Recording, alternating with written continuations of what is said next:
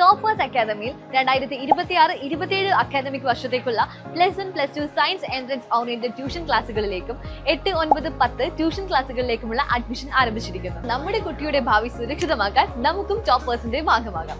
A different approach to success. കിണറ്റിൽ വീണ 14-കാരന് രക്ഷകരായി നിലമ്പൂർ അഗ്നിരക്ഷാസേന.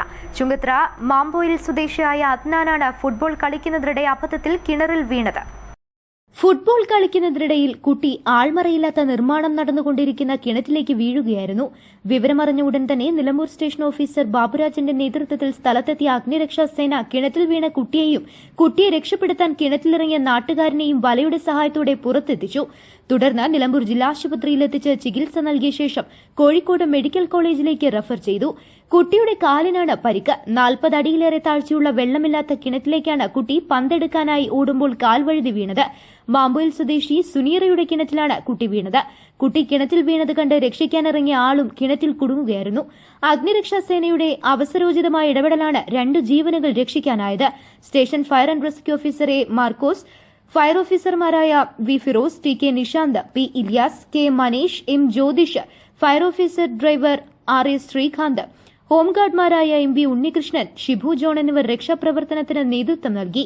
വേനൽക്കാലാവധിയായതിനാൽ കുട്ടികൾ കുളിക്കാൻ പുഴയിൽ പോകുമ്പോഴും കളിക്കാൻ പുറത്തേക്ക് പോകുമ്പോഴും രക്ഷകർത്താക്കളുടെ ഒരു ജാഗ്രത ഉണ്ടാവണമെന്ന് അഗ്നിരക്ഷാസേന പറയുന്നു. എനിക്ക് ബഹുമാനപ്പെട്ട മാതാപിതാക്കളോട് ഒരു senior fire and rescue officer എന്ന നിലയിൽ പറയാനുള്ളൊരു കാര്യമെന്ന് പറഞ്ഞാൽ, നമ്മുടെ കുട്ടികളെ ഈ വേനൽക്കാലത്ത്, ഈ അവധിക്കാലത്ത് പുറത്തേക്ക് കളിക്കാൻ വിടുമ്പോൾ അതിനകത്ത് ഒരു ശ്രദ്ധ പതിപ്പിക്കണം എല്ലാവരും. കാരണം ഒന്നാമത്തെ കാര്യം, വെള്ളത്തിൽ വീണുള്ള അപകടങ്ങൾ ഏറി വരികയാണ്. നമ്മളറിയാലോ, പത്രമാധ്യമങ്ങളിൽ കൂടി നമ്മൾ സ്ഥിരമായിട്ട് കാണുന്നതാണ്. വെള്ളത്തിൽ വീണുള്ള അപകടങ്ങൾ വരുന്നു.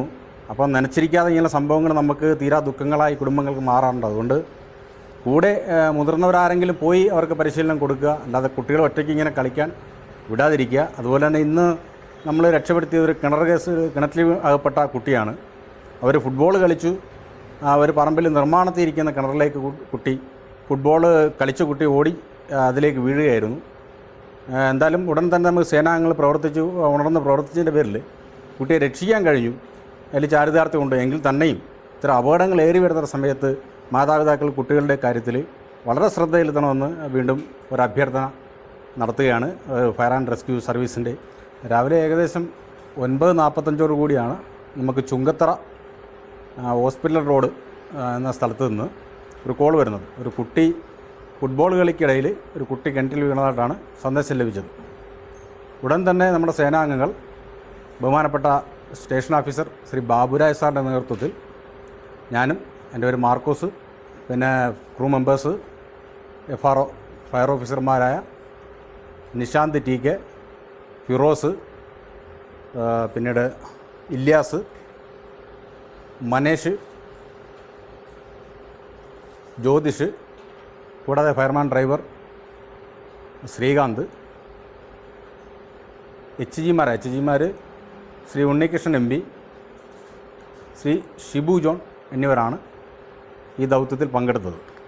നമ്മളവിടെ ചെന്ന് കുട്ടിയെ രക്ഷിച്ചു. കുട്ടിയുടെ ഒപ്പം വേറെ ആളും കിണറ്റിലുണ്ടായിരുന്നു. ഏകദേശം 45-50 അടിയോളം താഴ്ചയുള്ള നിർമ്മാണത്തിൽ ഇരിക്കുന്ന കിണറ്റിലാണ് അകപ്പെട്ടത്.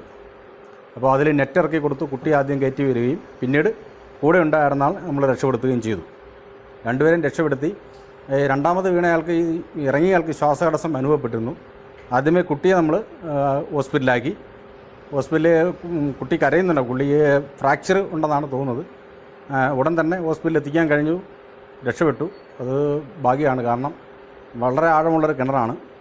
ഫുട്ബോൾ എടുക്കാൻ വേണ്ടിയിട്ടാണ് ഓടി ഈ കുട്ടി കിണറ്റി വീണത്. അങ്ങനെ ഇത്രയും പേര് ദൗത്യസംഘത്തിൽ ഞങ്ങൾ പങ്കെടുത്തു. ഇപ്പോൾ വിജയകരമായി പൂർത്തിയാക്കി തിരിച്ചു. News bureau, Nilambur.